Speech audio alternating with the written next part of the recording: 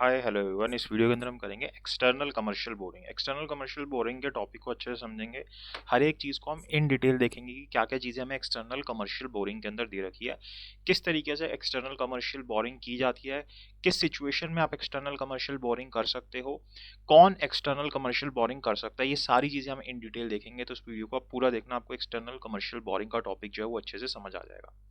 ठीक है, तो एक्सटर्नल कमर्शियल बोरिंग है क्या? तो एक तरीके से बोरिंग मतलब कि आप लोन ले रहे हो, उधार ले रहे हो किसी से पैसा, तो ये भी एक लोन ही है।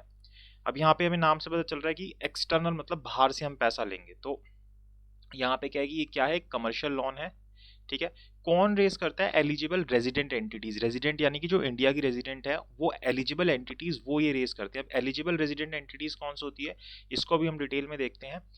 पहले डेफिनेशन को समझ लेते हैं। तो एक आप बात याद रखना कि ईसीबीज क्या है, एक्सटर्नल कमर्शियल बोरिंग्स क्या है। कमर्शियल लोन्स होते हैं जो कि कौन लेते हैं? Eligible resident entities. कौन लेते हैं? एलिजिबल रेजिडेंट एंटिटीज लेते हैं। किससे लेते हैं? रिकॉग्नाइज नॉन रेजिडेंट एंटिटीज से लेते हैं। किससे लेते हैं? Recognise non resident entities. इस टर्म को भी अभी हम समझेंगे। ठीक है, और बाकी जो हमारे पैरामीटर्स होते हैं वो सारे हमको कंफर्म करने होते हैं, जैसे कि मिनिमम मैच्योरिटी कितनी होनी चाहिए, permitted and non permitted and use की किस पर्पसेस के लिए यूज कर सकते हो, किस पर्पसेस के लिए यूज नहीं कर सकते, मैक्सिमम ऑल इन कॉस्ट कितनी हो सकती है। ये सारी चीजें आपको सेटिस्फाई करनी है। Only then you are eligible to issue external commercial borrowings. तो पहले कुछ टाइम पहले तक ये इसके ट्रैक 1, ट्रैक 2, ट्रैक 3 इस तरीके से इसकी क्लासिफिकेशन थी, लेकिन अब वो खत्म कर दी गई है। अब सिर्फ हमारे पास दो तरीके के ईसीबीज होते हैं। एक होते हैं फॉरेन करेंसी डिनोमिनेटेड ईसीबीज और रुपी डिनोमिनेटेड ईसीबीज। अब ये टर्म्स आएंगी आगे इसी के अंदर ही कि एलिजिबल रेजिडेंट एंटिटीज क्या है, रिकॉग्नाइज नॉन रेजिडेंट एंटिटीज क्या है, तो आप देखते रहिए। तो अभी हमारे पास दो तरीके की ईसीबीज हैं, एक फॉरेन करेंसी डिनोमिनेटेड ईसीबीज और रूपी डिनोमिनेटेड ईसीबीज। जो पहले ट्रैक 1 ट्रैक 2 था उसको मर्ज करके हमने एक के अंदर ले आए, फॉरेन करेंसी के अंदर, और जो ट्रैक 3 वाला होता था उसको हमने क्या बना दिया? रूपी डिनोमिनेटेड ईसीबी बना दिया। अब हम ट्रैक 1 ट्रैक 2 या ट्रैक 3 नहीं बोलते हैं, अब हम दो ही बोलते हैं, फॉरेन करेंसी डिनोमिनेटेड ईसीबी और रूपी डिनोमिनेटेड ईसीबी।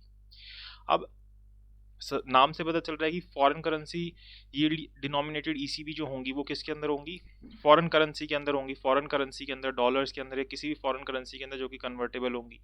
तो किसी भी तरीके की फ्रीली कन्वर्टेबल फॉरेन करेंसी के अंदर आप इशू कर सकते हो, यानी कि फॉरेन करेंसी में डिनोमिनेट होंगी, डॉलर्स में, येन में, या यूरोज में, किसी के अंदर भी, लेकिन वो फॉरेन करेंसी के अंदर डिनोमिनेटेड होंगी जो कि फ्रीली कन्वर्टेबल है। ऐसी करेंसी जो फ्रीली कन्वर्टेबल है उनमें नहीं, जो फ्रीली कन्वर्टेबल है उन्हीं के अंदर ये इश्यूज होंगी। और जो आईएनआर डिनोमिनेटेड है वो इंडियन रुपीज के अंदर ही इसके अंदर पैसा बोरो किया जाएगा, यानी कि जो बोरोइंग होगी वो इंडियन रुपीज में की जाएगी। जो हम लोग बोरो करेंगे वो आईएनआर के अंदर बोरो करेंगे। इसके अंदर क्या करेंगे? फॉरेन डिनोमिनेटेड के अंदर बोरो करेंगे। उनसे हम डॉलर्स लेके आएंगे, या उनसे हम उनकी करेंसी में पैसा लेके आएंगे, फिर हम आरबीआई के पास जाएंगे, वो हमें कन्वर्ट करके हमें रुपीज देगा। यहाँ पे हम डायरेक्टली उनसे रुपीज लेंगे। तो ये दोनों में फर्क रहेगा। तो अगर फॉर्म्स देखें किस किस तरीके की ईसीबी होती है दोनों के अंदर, तो काफ़ी चीज़ें सेम है, थोड़ी सी चीज़ें डिफरेंस आती है। दोनों में बैंक लोन आप ले सकते हो, बैंक लोन ले सकते हो, floating and fix rate notes ले सकते हो, floating and fix rate notes ले सकते हो, बॉन्ड ले सकते हो, डिबेंचर्स ले सकते हो, यहाँ पे भी बॉन्ड ले सकते हो, डिबेंचर्स ले सकते हो। ठीक है, इसके अंदर आप प्रेफरेंस शेयर्स ले सकते हो। यहाँ पे प्रेफरेंस शेयर्स का ऑप्शन नहीं है, यहाँ पे प्रेफरेंस शेयर्स नहीं आते, तो यहाँ पे प्रेफरेंस शेयर्स एक एक्स्ट्रा है जो कि आप आईएनआर डिनोमिनेटेड के अंदर ले सकते हो। इसके बाद यहाँ पे ट्रेड क्रेडिट्स आते हैं जो कि बियॉन्ड 3 इयर्स होते हैं। 3 ईयर से कम वाले ट्रेड क्रेडिट वैसे भी अलाउड नहीं होते, और यहाँ पे भी ट्रेड क्रेडिट्स आप बियॉन्ड 3 इयर्स वाले ले सकते हो। यहाँ पे एफसीसीबीज और एफसीईबीज जो होते हैं वो इशू कर सकते हैं, लेकिन यहाँ पे एफसीसीबीज और एफसीईबी नहीं होते। एफसीसीबी क्या होते हैं? Foreign currency convertible bonds, foreign currency exchangeable bonds. ये अभी हम आगे जब आगे की कुछ क्लासेस में देख लेंगे क्या होते हैं। फॉरेन करेंसी कन्वर्टेबल होते हैं जो कि आपकी जिस जो भी कंपनी इशू कर रही है वो उस मतलब कि वो बॉन्ड्स कन्वर्ट करके अपने शेयर्स दे देती है। और एक्सचेंजेबल क्या होता है कि एक ऑफर कंपनी होती है उसके शेयर्स कन्वर्ट करके देती है। इंडिया में अभी तक ऐसे एफसीबीज इशू हुए नहीं है, एफसीसीबीज ही इशू होते हैं जनरली, और फाइनेंशियल लीज। तो एफसीसीबीज और एफसीईबीज आपको यहाँ पे आईएनआर डिनोमिनेटेड के अंदर नहीं देखने को मिलेंगे। यहाँ पे एक्स्ट्रा क्या मिलता है? प्रेफरेंस शेयर्स मिलते हैं, फाइनेंशियल लीज। यहाँ पे और क्या मिलता है? प्लेन वनीला रुपी डिनोमिनेटेड बॉन्ड्स भी मिलते हैं, आरडीबीज जिसको हम बोलते हैं, तो यहाँ पे नहीं मिलेंगे। यहाँ पे प्रेफरेंस शेयर्स आपको एक्स्ट्रा मिल गया, प्लेन वनीला रुपी डिनोमिनेटेड बॉन्ड्स आपको यहाँ पे मिल गए। तो ये चीज़ यहाँ पे होती है। तो काफ़ी चीज़ें सेम है, कुछ चीज़ें अलग है। तो यहाँ पे एफसीसीबीज और एफसीबी एक्स्ट्रा है, यहाँ पे प्रेफरेंस शेयर और आरडीबीज एक्स्ट्रा है। उसके बाद अब हमारे पास आती हैं एलिजिबल बोरोअर्स, जो हमने डेफिनेशन में देखा था ना कि एलिजिबल रेजिडेंट एंटिटीज जो होती हैं वही ले सकती हैं। तो ये एलिजिबल रेजिडेंट एंटिटीज कौन कौन सी है? वो हमें बता रखा है। तो सबसे पहली बात, तो जितने भी एंटिटीज जो एलिजिबल होती हैं फॉरेन डायरेक्ट इन्वेस्टमेंट लेने के लिए, कोई भी एंटिटी जो एलिजिबल है फॉरेन डायरेक्ट इन्वेस्टमेंट लेने के लिए, वो सब एलिजिबल बोरोअर्स हैं, वो एक्सटर्नल कमर्शियल बोरिंग के थ्रू पैसा ले सकते हैं। इसके अलावा और कौन ईसीबी के थ्रू पैसा ले सकता है? जो पोर्ट ट्रस्ट्स होते हैं वो ले सकते हैं। एक तो पहला ये हो गया entities eligible to receive FDI. दूसरा हो गया जो पोर्ट ट्रस्ट्स होती हैं वो ले सकती हैं। कोई सेस के अंदर, स्पेशल इकोनॉमिक जोन के अंदर यूनिट्स हैं, वो ले सकती हैं। सिडबी जो है वो ले सकता है। एग्जिम बैंक जो होते हैं वो ले सकते हैं। और ऐसी रजिस्टर्ड एंटिटीज जो किसके अंदर एंगेज है? माइक्रो फाइनेंस एक्टिविटीज के अंदर। किसके अंदर एंगेज है? माइक्रो फाइनेंस एक्टिविटीज के अंदर। तो ये 6 लोग जो होते हैं वो क्या कर सकते हैं? एलिजिबल बोरोअर्स होते हैं जो कि एक्सटर्नल कमर्शियल बोरिंग के अंदर पैसा ले सकते हैं। कौन कौन होते हैं? एक तो जो एंटिटीज एलिजिबल है एफडीआईज के लिए, port trust, EXIM bank, units of says, SIDBI, और ऐसी एंटिटीज जो कि रजिस्टर्ड हैं और वो किसके अंदर रजिस्टर्ड है? माइक्रो फाइनेंस एक्टिविटीज कर रही हैं। तो ये सब जो होती हैं एलिजिबल बोरोअर्स होते हैं, ये ईसीबीज के अंदर पैसा ले सकते होते हैं। क्या एलएलपीज एलिजिबल होते हैं ईसीबी रेस करने के लिए? तो एलएलपी जो होते हैं वो एफडीआई नहीं ले सकते, तो इसलिए जो एलएलपी है उनको हम ये नहीं बोलेंगे कि वो ईसीबीज रेस कर सकते हैं। They are not eligible to raise ECBs. Then recognise lenders कौन होते हैं? तो पहली टर्म्स हमने देखी थी कि पैसा ले कौन सकता है, और वहां पे हम देखा था कि पैसा दे कौन सकता है। ठीक है, जो लेंडर्स, देने वाले कौन है? तो आप किन कंट्री से पैसा ले सकते हो? जो भी लेंडर है, यानी कि जो पैसा देने वाला है वो किस कंट्री का रेजिडेंट हो जो कि इन दोनों की कंप्लायंस कर रही हो, एफएटीएफ और ईओस्को कंप्लायंट कंट्रीज हो, वहीं से आप पैसा ले सकते हो अगर उस कंट्री का लेंडर है। तो अगर कंट्री जिससे आप पैसा ले रहे हो, रिकॉग्नाइज लेंडर्स कौन हो सकते हैं? वो लेंडर जो कि किस कंट्री से बिलोंग कर रहा है, वो कंट्री जो कि रेजिडेंट है एफएटीएफ की, या फिर जो रेजिडेंट है ईओस्को की। तो इन दोनों में से अगर कोई भी कंप्लायंट कंट्री है तो उसके किसी व्यक्ति से आप लैंडिंग कर सकते हो। हाउएवर ये भी लोग जो हैं वो आपको लेंडिंग कर सकते हैं। कौन? Multilateral and regional financial institutional. तो मल्टीलैटरल दोनों तरफ है, और जो रीजनल फाइनेंशियल इंस्टीट्यूशंस होते हैं, जो वहीं के लोकल फाइनेंशियल इंस्टीट्यूशंस होते हैं जहाँ पे इंडिया जो है मेंबर कंट्री है, वहाँ से भी आप लेंडिंग कर सकते हो, वहाँ से भी आप पैसा उधार पे ले सकते हो। तो एक तो आपके ये हो गए, दूसरे आपके कौन हो गए? Multilateral and regional financial institutions जहाँ पे इंडिया जो है मेंबर है। तीसरा आपके कौन आते हैं? इंडिविजुअल से भी आप पैसा ले सकते हो, लेकिन अगर वो फॉरेन इक्विटी होल्डर्स हैं, या फिर for subscription to bonds debenture listed abroad. अगर वो फॉरेन इक्विटी होल्डर्स हैं तभी आप उनसे इंडिविजुअल से पैसा लेंड कर सकते हो। और इसके अलावा चौथे कौन आते हैं? जो फॉरेन ब्रांचेज होती हैं या सब्सिडरीज होती हैं इंडियन बैंक्स की, उनसे आप पैसा ले सकते हो। किससे? जो फॉरेन ब्रांचेज है, जैसे कोई भी इंडियन बैंक है, इंडियन बैंक की फॉरेन के अंदर ब्रांच है, तो उनसे भी आप पैसा ले सकते हो, या इंडियन बैंक की कोई सब्सिडरी है वहाँ पे, तो उनसे भी पैसा वहाँ जाके आप ले सकते हो। लेकिन वहाँ से जाके आप एफसीवाई ईसीबी नहीं लोगे, यानी कि foreign currency denominated, sorry INR denominated नहीं लोगे। वहां से आप सिर्फ फॉरेन करेंसी लोगे। अगर आपको आईएनआर वाले ही चाहिए थी तो आप इंडिया में ही ले लेते, आप वहां जाके क्यों कर रहे हो? तो ये सिर्फ फॉरेन करेंसी डिनोमिनेटेड ही यहाँ से ले सकते हैं अगर आप इनसे ले रहे हो, फॉरेन ब्रांचेस से ले रहे हो इंडियन बैंक्स की।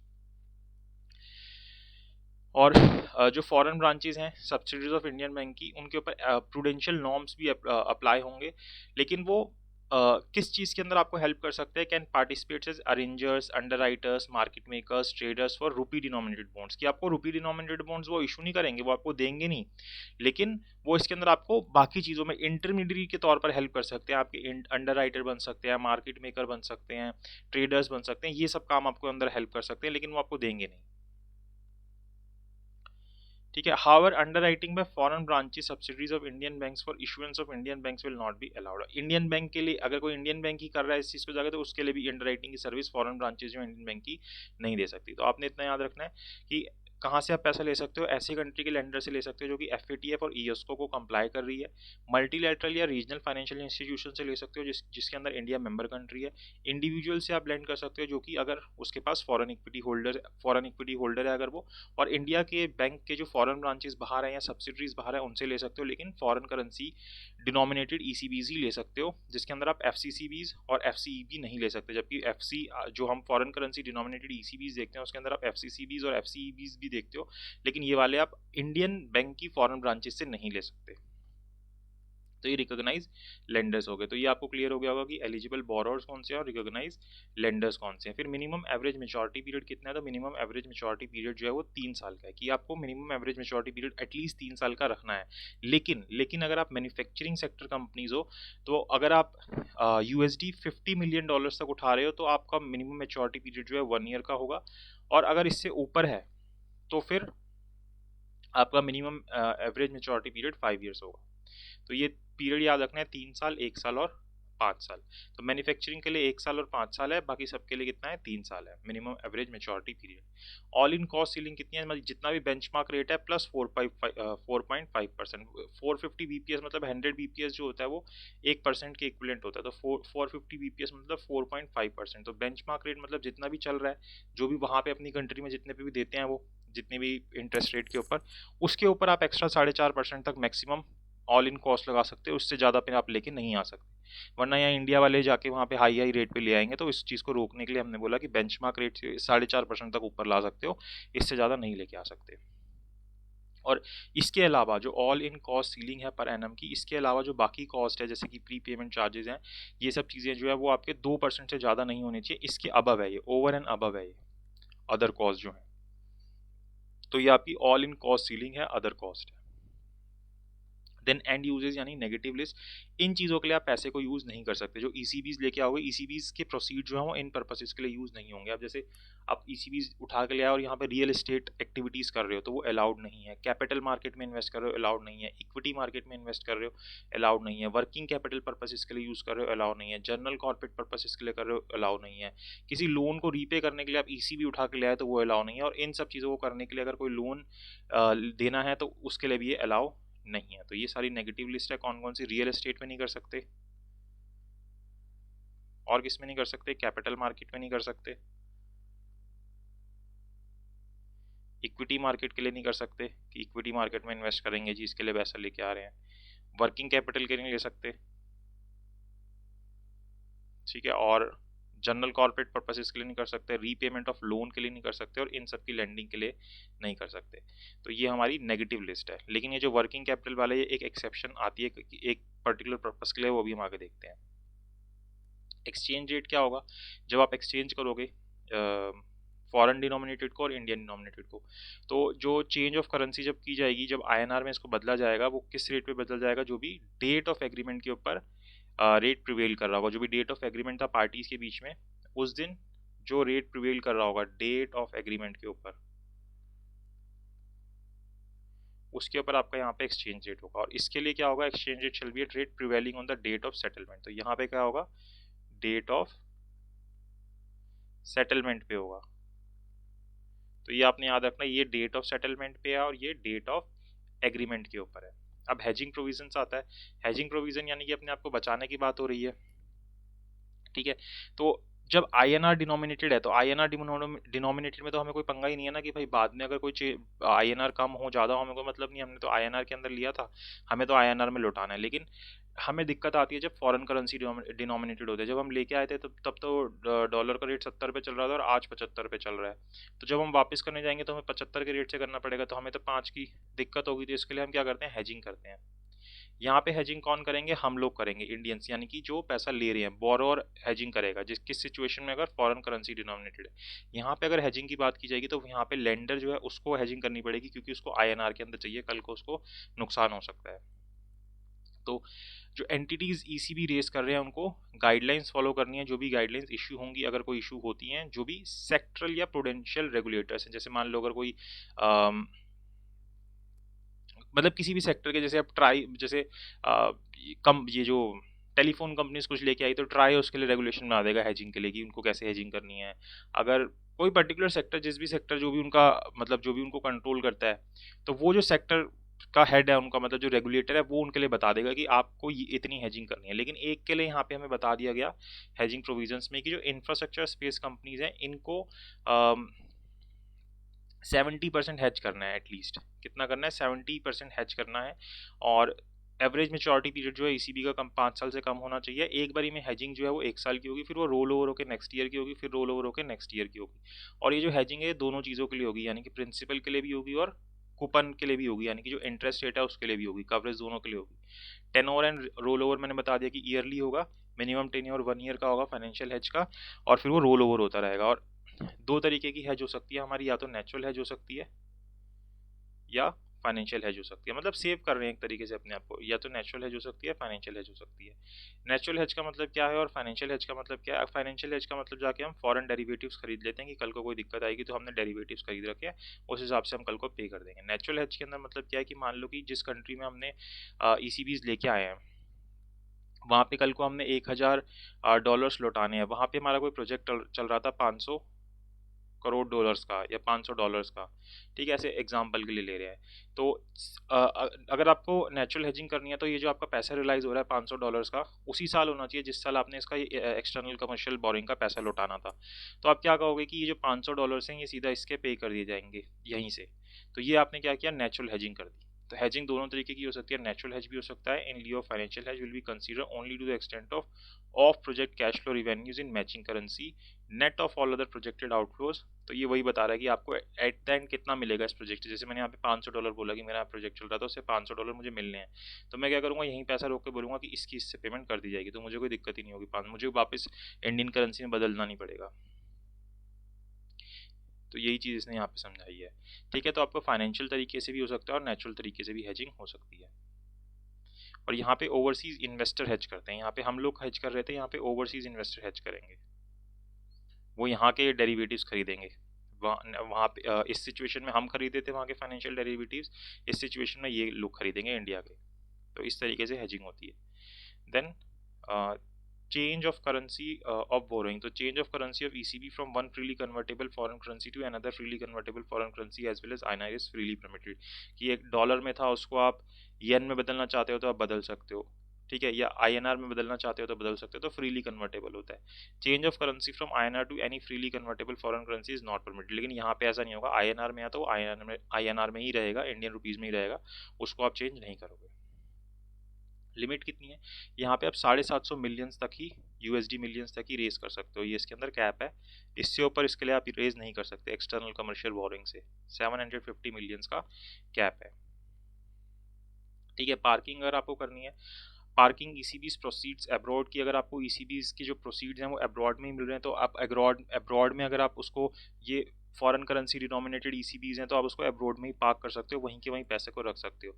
कहाँ कहाँ पे रख सकते हो आप, डिपॉजिट ऑफ सर्टिफिकेट डिपॉजिट के अंदर रख सकते हो, ऐसे डिपॉजिट्स के अंदर रखोगे, या सर्टिफिकेट ऑफ डिपॉजिट में रखोगे जिनकी rating at least AA negative by standard and poor हो, या AA3 हो मूडीज़ के थ्रू, तो यहाँ रखोगे। या ट्रेजरी बिल्स के अंदर रखोगे जिनकी मेच्योरिटी एटलीस्ट 1 साल की हो, या फिर डिपॉजिट कर दोगे फॉरेन ब्रांचेस के अंदर, जो कि इंडियन बैंक्स की वहाँ पे फॉरेन ब्रांचेस हैं उनके अंदर। तो इन 3 जगहों पे आप पैसे को पार्क कर सकते हो।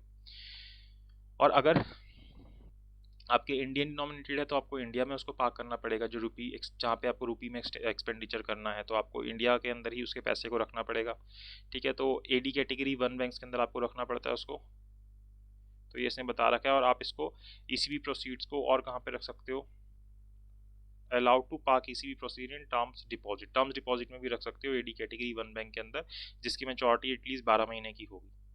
तो ये चीज़ हमको ध्यान रखनी है कि आप पार्किंग कर सकते हो ECB प्रोसीड्स की, डोमेस्टिकली भी पार्क कर सकते हो और अब्रॉड में भी पार्क कर सकते हो। तो रेजिंग का प्रोसीजर क्या है, कुछ प्रोसीजर नहीं है इसका, आप 2 रूट से रेज कर सकते हो, या तो ऑटोमेटिक वाले रूट से कर सकते हो, अगर ऑटोमेटिक अलाउड है, अगर नहीं है तो आप अप्रूवल रूट से कर सकते हो, यही चीज़ है इसके। देन रिपोर्टिंग रिक्वायरमेंट्स के अंदर क्या है कि आपको, आपके पास एक लोन रजिस्ट्रेशन नंबर होना चाहिए। आपको एक लोन रजिस्ट्रेशन नंबर मिलेगा जब भी आप ECB करोगे। तो आप अगर आप ECB करते हो तो आपको LRN लेना पड़ेगा रिजर्व बैंक से, तो आपके पास LRN नंबर होना चाहिए, लोन रजिस्ट्रेशन नंबर।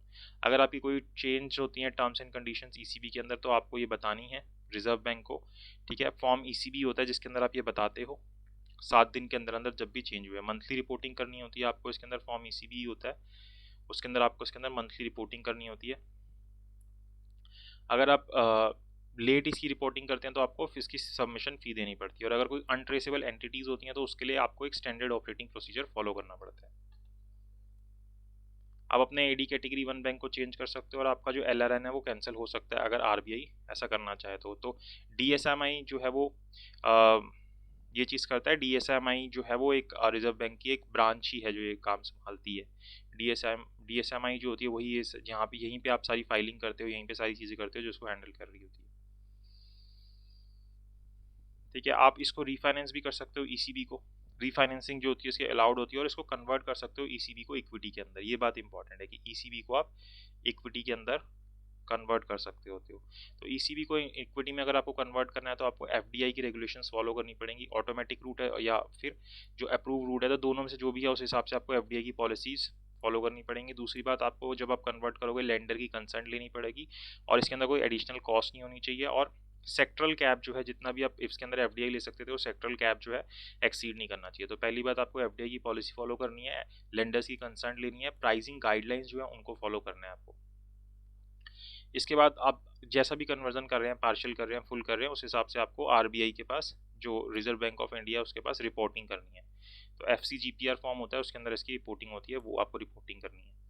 और अगर मान लो बोरोअर ने, जिसने एक्सटर्नल कमर्शियल बोरिंग ले रखी है, उसने एक और भी क्रेडिट फैसिलिटीज़ ले रखी है इंडियन बैंकिंग सिस्टम से, जैसे इंडिया के बैंक से ऐसा उधार ले रखा है, या इंडिया के ही किसी ऐसे बैंक से जिसकी फॉरेन ब्रांचेज है वहाँ से पैसा उधार ले रखा है, तो वहाँ पे प्रूडेंशियल गाइडलाइंस जो हैं, जो भी डिपार्टमेंट ऑफ बैंकिंग रेगुलेशन, वही जो भी उस department of banking regulation, reserve bank की, जो भी हमने पीछे भी देखा था, उसने अगर कोई गाइडलाइंस इशू कर रखी है तो उनको आपको फॉलो करना है।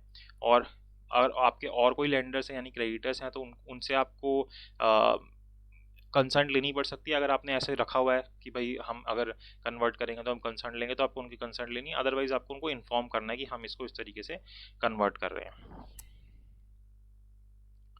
ठीक है, और इसके अंदर कुछ स्पेशल डिस्पेंशंस हैं, भाई छूट दे रखी है स्पेशल इन पर्टिकुलर ECBs के अंदर, कि यहाँ पे अगर आप इशू करते हो, तो अगर ऑयल मार्केटिंग कंपनीज इशू करती हैं तो उनको एक तो उनके पास कैप लगता है 10 बिलियन का, जैसे हमने वैसे नॉर्मली देखा था कि 750 मिलियन तक रेस कर सकते हैं USD, बट ये जो होती हैं 10 बिलियन तक रेस कर सकती होती हैं जो ऑयल मार्केटिंग कंपनीज होती हैं, और ये वर्किंग कैपिटल पर्पसेस के लिए भी इसको यूज़ कर सकती है, जबकि हमने देखा था कि ये नेगेटिव लिस्ट के अंदर आता है जनरली, जिसके अंदर minimum average maturity period 3 years का होता है, और जो नॉर्मल था वहाँ पे 315 हमने देखा था, 315, यहाँ पे भी 3 इयर्स ही है।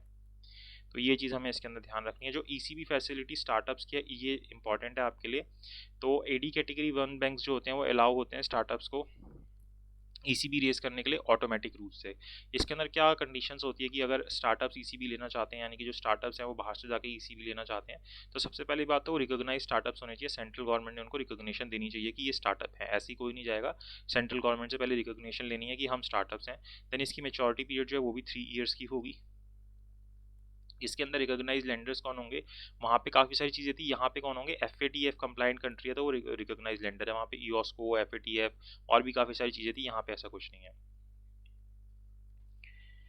लेकिन ये यहाँ पे बता रहा है कि जो फॉरेन ब्रांचेस हैं इंडियन बैंक्स की या ओवरसीज एंटिटीज़ हैं, in which Indian entity has means overseas direct investment, की भाई इंडियन एंटिटीज़ ने वहाँ पे डायरेक्ट इन्वेस्टमेंट कर सकी, जैसे हमारे लिए FDI होता है, वहाँ वाले यहाँ करते हैं, ऐसे हम लोग वहाँ करते हैं ओवरसीज डायरेक्ट इन्वेस्टमेंट। तो यहाँ पे क्या बोल रहा है कि जो फॉरेन ब्रांच सब्सिडरीज हैं इंडियन बैंक्स की या ओवरसीज एंटिटीज़ हैं जिसके अंदर इंडियन एंटिटीज़ ने ओवरसीज डायरेक्ट इन्वेस्टमेंट कर रखी है, expect the extent of overseas direct investment policy will not be considered as recognised lender under this framework. तो ये लोग जो है वो आपके यहाँ पे रिकॉग्नाइज्ड लेंडर्स नहीं होंगे, इनसे आप पैसा नहीं ले सकते। हम ही पहले बाहर इन्वेस्ट कर रहे हैं, फिर हम ही वापस बोरिंग ले रहे हैं उनसे, तो क्या फ़ायदा है। देन इसके अंदर फॉर्म्स जो हैं आप किस किस तरीके के हो सकते हैं, तो ये वैसे ही जैसे वहाँ पे पढ़ा था, लोन हो सकता है, नॉन कन्वर्टेबल्स हो सकते हैं, ऑप्शनली कन्वर्टेबल हो सकते हैं, पार्शनली कन्वर्टेबल प्रेफरेंस शेयर्स हो सकते हैं, जो INR डिनोमिनेटेड के अंदर होता था, तो यहाँ पे सब तरीके के आप प्रेफरेंस शेयर्स कर सकते हो, लोन्स कर सकते हो। करेंसी क्या होगी, तो फ्रीली कन्वर्टेबल करेंसी हो सकती है, इंडियन रुपीज़ हो सकते हैं, आपकी मर्जी, जिस मर्जी में करो। ठीक है, उसके बाद अमाउंट कितना रहेगा, यहाँ पे 3 मिलियन रहेगा, इससे ज़्यादा नहीं ले सकते। ऊपर 10 बिलियन था ऑयल मार्केटिंग कंपनीज में, और जनरली क्या था 750 मिलियन था, इनके लिए 3 मिलियन का, इससे ज़्यादा आप एक्सटर्नल कमर्शियल बोरिंग नहीं ले सकते। ऑल इन कॉस्ट कितनी रहेगी, तो आप अपने आप एग्री हो जाओ, जैसे नॉर्मली क्या था कि बेंचमार्क प्लस 450 BPS था, यहाँ पे आप अपने आप बोरर और लेंडर एग्री हो जाएंगे। एंड यूजेस क्या है वो भी आप अपने हिसाब से जहाँ पे भी आपको यूज़ करना है आप यूज़ कर सकते हो, इसके अंदर नेगेटिव लिस्ट की बात नहीं कर रखी। आप इसको कन्वर्ट कर सकते हो इक्विटी के अंदर, yes you can convert it into equity. ठीक है, फ्रीली परमिटेड है। तो ये इसकी चीज़ होगी। हेजिंग वाली बात आ जाती है, हेजिंग वाली बात हमने पढ़ी रखी है। कन्वर्जन रेट आ गया, तो कन्वर्जन रेट क्या रहता है, as on the date of agreement. जैसे फॉरेन करेंसी, वही बात है कि अगर फॉरेन करेंसी के अंदर है तो डेट ऑफ एग्रीमेंट के ऊपर होगा। तो ये बात हमारी यहाँ पे ECBs की ख़त्म हो जाती है। मतलब मेन चीज़ें हमने पढ़ ली है, इसके बाद आप एक बार खुद भी पढ़ सकते हो कि ईसीबीज के अंदर क्या होता है। बट आई होप आपको क्लियर हो गया हो कि ईसीबीज का जनरल कंसेप्ट क्या है। ईसीबीज आपको याद हो गए होंगे कि ईसीबीज के अंदर होता क्या है, एक्सटर्नल कमर्शियल बोरिंग्स के अंदर क्या होता है। तो आई होप अगर आपको वीडियो अच्छी लगी तो प्लीज़ लाइक कीजिएगा, शेयर कीजिएगा एंड चैनल को सब्सक्राइब जरूर कीजिएगा। Thank you so much for watching this video.